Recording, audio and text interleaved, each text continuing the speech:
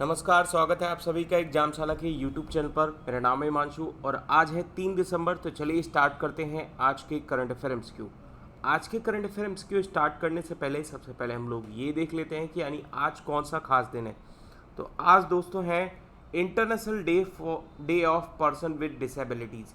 यानी 1992 से आप देखोगे कि वर्ल्ड डिसेबल डे मनाया जाता है और इस दिन इसको प्रमोट किया जाता है कि जो भी पर्सन डिसेबल हैं, है ना, उनको सपोर्ट प्रोवाइड किया जाए ताकि उन्हें जो है सेल्फ रिस्पेक्ट, यानी सेल्फ रिस्पेक्ट उनकी बनी रहे और साथ साथ में उनकी जो बेटर लिविंग है ना, डिसेबल पर्सन्स की, उनको उनके बेटर लिविंग का अधिकार उन्हें मिल सके। तो इनके बारे में क्या करना है, इनके बारे में लोगों को अवेयर करना है कि जो डिसेबल पर्सन है उनके लिए जो हमारा बिहेवियर है वो काफ़ी अच्छा होना चाहिए ताकि वो अपनी भी पॉलिटिकल, फाइनेंशियल और सोशल कल्चरल लाइफ जो है वो बेहतर तरीके से जी पाए। ठीक है, तो इसलिए हर साल हम लोग 3 दिसंबर को क्या मनाते हैं, international day of person with disabilities. ये चीज़ याद रखना है आपको। ठीक है, तो इस दिन इस पर इनके अवेयरनेस पर फोकस किया जाता है ताकि लोगों को भी अवेयर हो सके और लोग भी इनके बारे में ध्यान रखें ताकि इनकी जो है लाइफ वो काफ़ी बेहतर हो सके। ठीक है, ये चीज़ याद रखना है आपको। चलिए अब हम लोग आगे बढ़ते हैं क्वेश्चन नंबर फर्स्ट पर। और क्वेश्चन नंबर फर्स्ट में आपसे क्या पूछा है कि किस बैंक ने अभी हाल ही में रिलीज़ किया है एक नया बुक टाइटल, है ना। आपको इसमें बताना है उस बुक का नाम क्या है, future of regional cooperation in Asia and the Pacific.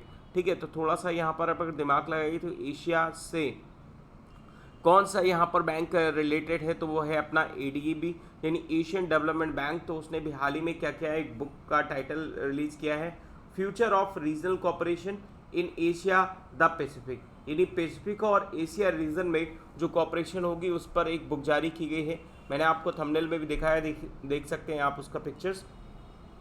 ठीक है, और थोड़ा सा अगर हम एडीबी की बात करें तो एडीबी यानी 1966 में यहाँ पर इस्टेब्लिश हुआ, फिलीपींस मनीला में इसका हेडक्वार्टर है। ठीक है, ये चीज़ याद रखना है आपको। चलिए आगे हम लोग बढ़ते हैं क्वेश्चन नंबर सेकंड पर। और क्वेश्चन नंबर सेकंड में आपसे पूछा है कि किस कंट्री ने भी हाल ही में पास किया है नया बिल। ये नया बिल किस लिए पास किया है, न्यूक्लियर एक्टिविटीज़ को कंट्री में क्या करने के लिए, प्रमोट करने के लिए, बूस्ट करने के लिए। ठीक है, तो ऐसा भी हाल ही में किस कंट्री ने किया है, ऐसा ईरान ने किया है। अभी हाल ही में कुछ दिन पहले आपको एक खबर मिली होगी कि ईरान के एक सीनियर साइंटिस्ट थे मोहसिन फारखज़दा। ठीक है, मैं यहाँ पे नाम लिख देता हूँ, मोहसिन फारखज़दा।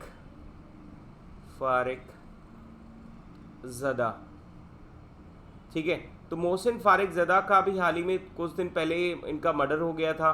तो ईरान ने ऐसा आरोप लगाया कि ये जो इनका मर्डर है ये इजराइल की तरफ से किया गया है। तो आप देखोगे कि इसी को ध्यान में रखते हुए जो ईरानियन पार्लियामेंट ने भी हाल ही में एक बिल पास किया है और जिसमें कहा है कि हम देश के अंदर जो न्यूक्लियर एक्टिविटी है उसको क्या करेंगे, बूस्ट करेंगे और तेज करेंगे। ठीक है, तो ये जो मोहसिन फारखज़दा थे ये भी एक न्यूक्लियर साइंटिस्ट थे। ठीक है, इनकी अभी हाल ही में कुछ दिन पहले हत्या हो गई। तो उसके बाद यहाँ पर आप देखोगे ईरान पार्लियामेंट अपने जो न्यूक्लियर एक्टिविटीज़ हैं उसको बढ़ाने में थोड़ा सा और एग्रेसिव हो गई है। ठीक है, तो ये चीज़ याद रखें आपको। चलिए आगे बढ़ते हैं क्वेश्चन नंबर थर्ड पर। क्वेश्चन नंबर थर्ड में आपसे क्या पूछा है, किस ऑर्गेनाइजेशन के द्वारा भी हाल ही में एक रिपोर्ट जारी की गई है जिसका नाम है द इम्पैक्ट ऑफ कोविड-19 pandemic on trade and development. ठीक है, ट्रांजिशन टू न्यू नॉर्मल। ठीक है, तो यहाँ पर एक सारी चीज़ों को भुलाकर एक देखा जाए तो वो ट्रेड एंड डेवलपमेंट रिपोर्ट है। अब ये रिपोर्ट बेसिकली जारी किसके द्वारा की जाती है, तो ये जारी कर जाती है यूएनसीटीएडी के द्वारा यानी अंकटाड के द्वारा। ठीक है, तो अंकटाड हर साल क्या जारी करता है, इन्वेस्टमेंट, यानी इसको यहाँ आप कहीं पर लिख लीजिएगा, वर्ल्ड इन्वेस्टमेंट रिपोर्ट हर साल जारी करता है कौन, UNCTAD. United nation conference on trade and development ये जारी करता है वर्ल्ड इन्वेस्टमेंट रिपोर्ट। और इस बार इसने जारी किए हैं द इम्पैक्ट ऑफ कोविड-19 pandemic on trade and development, transition to new normal. ठीक है, तो ये इसके बारे में आपको याद रखना है ये रिपोर्ट किसके द्वारा जारी की गई है। इसके बारे में थोड़ा सा अगर हम बात करें तो इसका इस्टेब्लिशमेंट देखिएगा 1964 में हुआ था और इसका हेडक्वार्टर यहाँ पर आप देखोगे तो जिनेवा स्विट्जरलैंड में इसका हेडक्वार्टर है। ठीक है, तो ये चीज़ याद रखें आपको। चलिए आगे बात करते हैं क्वेश्चन नंबर 4 पर। क्वेश्चन नंबर 4 में आपसे क्या पूछा है कि who has unveiled of Sahakar initiative, Sahakar Pragya initiative launch by the NCDC. ठीक है, एनसीडीसी के द्वारा भी हाल ही में लॉन्च किया गया है सहकार प्रज्ञा इनिशिएटिव। तो इसको अभी हाल ही में किस मिनिस्टर ने यहाँ पर ओपन किया? तो इसका सही आंसर क्या है? नरेंद्र सिंह तोमर। नरेंद्र सिंह तोमर जो हमारे एग्रीकल्चर मिनिस्टर हैं, उन्होंने भी हाल ही में जो है सहकार प्रज्ञा इनिशिएटिव को लॉन्च किया है। ठीक है, ये किसके द्वारा लॉन्च किया गया है? एनएसडीसी यानी नेशनल कोऑपरेटिव डेवलपमेंट कॉर्पोरेशन के द्वारा। इस सहकार प्रज्ञा इनिशिएटिव के अंतर्गत होगा क्या? जो हमारे फार्मर्स हैं उनका एक कोऑपरेटिव बना के उन्हें एजुकेट करना, उन्हें यहाँ पर टेक्नोलॉजी और साथ साथ में फाइनेंशियल है ना चीज़ों के बारे में क्या करना, अवेयर करना। इसके लिए यहाँ पर अभी हाल ही में जो सहकार प्रज्ञा इनिशिएटिव लॉन्च किया गया है, इसमें कोऑपरेटिव के थ्रू द्वारा जो है फार्मर्स को क्या किया जाएगा, एजुकेट करने का प्रयास किया जाएगा। ठीक है, तो ये चीज़ याद रखना है। नरेंद्र सिंह तोमर जो हमारे प्रेजेंट टाइम पर एग्रीकल्चर मिनिस्टर हैं, उन्होंने भी हाल ही में ये इनिशिएटिव लॉन्च किया है, सहकार प्रज्ञा इनिशिएटिव। आगे बात करते हैं क्वेश्चन नंबर 5 पर। क्वेश्चन नंबर 5 में आपसे क्या पूछा है कि हाल ही में एक कंपनी के द्वारा एक ऑर्गेनाइजेशन है जिसका नाम है OECD। OECD का मतलब, तो इन्होंने भी हाल ही में कहा है कि ऐसा कौन सा कंट्री है जो माइग्रेट करता है सबसे एजुकेटेड माइग्रेट पर्सन को।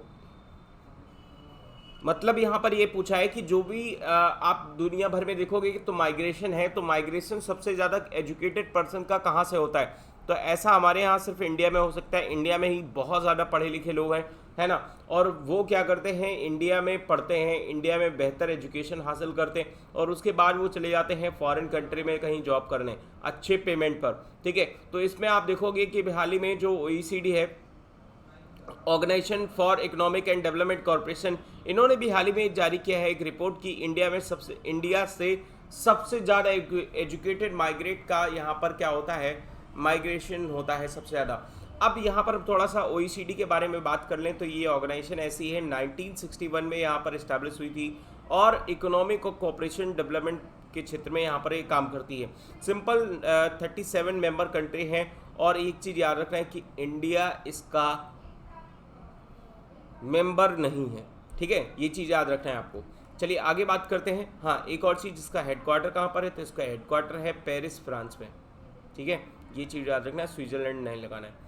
चलिए आगे बात करते हैं क्वेश्चन नंबर 6 पर। क्वेश्चन नंबर 6 में आपसे क्या पूछा है कि म्यूनिसिपल वेस्टेज से 11.5 मेगावाट पावर प्लांट अभी हाल ही में रन किया गया है। इसका फाउंडेशन अभी हाल ही में रखा गया है किस सीएम के द्वारा? ठीक है, किस स्टेट के सीएम के द्वारा? तो यहाँ पर इसका सही आंसर क्या है? इसका सही आंसर है कर्नाटका। ठीक है, कर्नाटका के जो चीफ मिनिस्टर हैं BS येदियुरप्पा, उन्होंने भी हाल ही में एक फाउंडेशन स्टोन रखा है 11.5 मेगावाट पावर प्लांट का, जो कि म्यूनिसिपल वेस्टेज से चलेगा।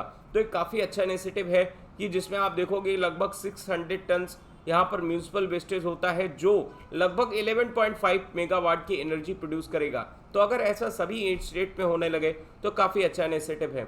इससे क्या होगा कि लगभग हम 18.59 मिलियन यूनिट पावर यूनिट हम लोग क्या करेंगे, पावर ग्रिड कॉर्पोरेशन को यानी बेंगलोर को ट्रांसफ़र करेंगे, है ना।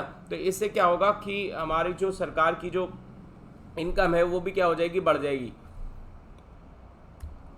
क्वेश्चन नंबर 7 पर बात करते हैं। यहाँ पर आपसे क्या पूछा है कि 133 मिलियन डॉलर का भी हाल ही में लोन यहाँ पर दिया गया है मेघालय पावर डिस्ट्रीब्यूशन कॉर्पोरेशन के द्वारा पावर डिस्ट्रीब्यूशन सेक्टर के लिए। तो ऐसा अभी हाल ही में किस इंस्टीट्यूट ने दिया है? तो ऐसा दिया है ADB यानी एशियन डेवलपमेंट बैंक ने।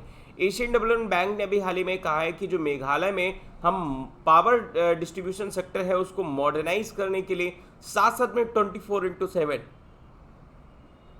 24 घंटे सातों दिन यहाँ पर पावर सप्लाई को पहुँचाने के लिए, साथ साथ में क्वालिटी ऑफ पावर को सप्लाई करने के लिए यहाँ पर लोन दिया गया है। तो इससे क्या किया जाएगा, मेघालय में पावर सेक्टर्स को और ज़्यादा बूस्टअप मिलेगा, जिससे इंडस्ट्रीज, हाउस होल्ड्स और बिजनेस को यहाँ पर 24/7 वहाँ पर इलेक्ट्रिसिटी मिल पाएगी। ठीक है, तो आगे बात करते हैं क्वेश्चन नंबर 8 पर। क्वेश्चन नंबर 8 में आपसे क्या पूछा है कि हाल ही में एक साइक्लोन आने वाला है साउथ वेस्ट ऑफ बंगाल में और ये टकराएगा साउथ तमिलनाडु से। साउथ तमिलनाडु का मतलब यानी जो आप यहाँ पर तमिलनाडु का ऐसा मैप अगर देखो तो यहाँ पर ये साउथ एरिया यानी जो आपका ये एरिया पड़ जाता है आपका कन्याकुमारी वाला रीजन, तो वहाँ पर इससे टकराएगा। तो इससे इसका सही आंसर क्या है? इसका सही आंसर है बुरेवी। ठीक है, बुरेवी एक नाम है जो भी हाल ही में दिया गया है किसकी तरफ से? यहाँ पर एक चीज़ याद रखना है आपको ये मालदीव की तरफ से यहाँ पर ये नाम दिया गया है बुरेवी, और जो कि 4 दिसंबर को यहाँ पर आप देखोगे 4 दिसंबर को ये बुरेवी साइक्लोन्स यहाँ पर टकराएगा किससे, तमिलनाडु और केरला से, ठीक है। ये एक साइक्लोन का नाम है, आपको याद रखना है, बे ऑफ बंगाल में आने वाला है। चलिए आगे बात करते हैं क्वेश्चन नंबर 9 पर। क्वेश्चन नंबर 9 में आपसे क्या पूछा है कि किस स्टेट गवर्नमेंट ने भी हाल ही में लॉन्च किया है लर्निंग मैनेजमेंट सिस्टम। तो लर्निंग मैनेजमेंट सिस्टम अभी हाल ही में लॉन्च किया है कर्नाटका सरकार ने।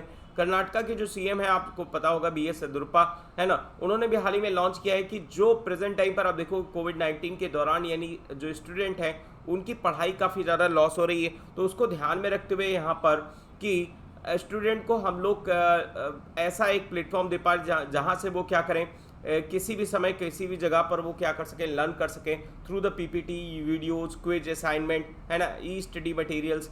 इससे क्या होगा कि हम लोग यानी कहीं से भी लर्निंग कर सकते हैं। आगे बात करते हैं क्वेश्चन नंबर 10 पर। क्वेश्चन नंबर 10 में आपसे क्या पूछा है कि अभी हाल ही में SBI ने एक साइन किया है, एक डील साइन की है GBAIC के द्वारा, यानी जापान बैंक्स के द्वारा, ठीक है। तो यहाँ पर आपको बताना है कितने $1 मिलियन का यहाँ पर लोन साइन हुआ है। तो ये साइन हुआ है $1 मिलियन का लोन, ठीक है। $1 मिलियन का भी हाल ही में लोन साइन हुआ है Japan bank for international cooperation के लिए के द्वारा। ये प्रोवाइड करेंगे SBI बैंक को। इससे क्या होगा कि जो मेक इन इंडिया इनिशिएटिव है उसको यहाँ पर प्रमोट करने में काफ़ी हेल्प मिलेगी। तो ये जो $600 मिलियन है ये JBIC के द्वारा दिए जाएंगे, और $400 मिलियन का जो लोन है वो अदर बैंक के द्वारा दिया जाएगा SBI को। SBI इसको क्या करेगा, जो मेक इन इंडिया इनिशिएटिव है यानी जो ऑटोमोबाइल सेक्टर्स है इंडिया में उसको प्रमोट करने के लिए यहाँ पर ये लोन प्रोवाइड करेगा, ठीक है। तो ये चीज़ याद रखना है आपको। तो आज के इस डिस्कशन में इतना ही। Thank you for watching. Video पसंद आया तो लाइक करिए, चैनल को सब्सक्राइब करिए, अपने दोस्तों के साथ शेयर करिए ताकि वो भी इसे पढ़ सकें और कुछ उन्हें प्रॉफिट हो सके। Thank you.